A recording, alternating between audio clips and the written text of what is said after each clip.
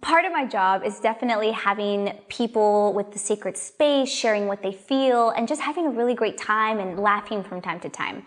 But one of my absolute favorite moments in being a psychotherapist and holding space for others is the most humorous moment when I get a first-time Latino client up in session.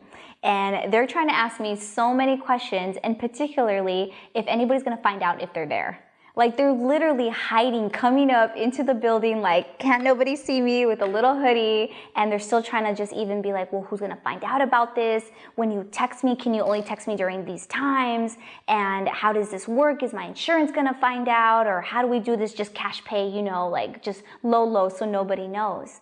And what I'm really hearing is that there's a big need in the Latino community, para las mujeres, para los hombres, para los niños, for just everybody in the community to know that it's okay to reach out for help. It's a beautiful thing, and the movement for Latinx communities to get mental health is growing, it's popping, it's making it known that mental health is an okay thing to have.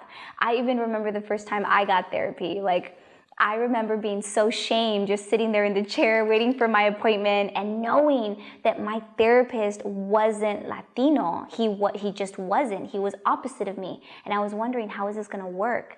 I'm the first one in my entire family to get therapy. I'm the first one going in there. This is a new experience for me. How does it work when I bring up words I can't even pronounce? And it's a beautiful thing that as a provider of this service, I know what those terms mean. I know what it means to ask an y el novio, or y cuando, or even asking esto me duele, or me lo tragué. That's one of the biggest phrases I hear when I see Latino clients is, I swallowed my sorrow. And it's a beautiful thing when we can connect on that language. And because I do speak it, we connect more.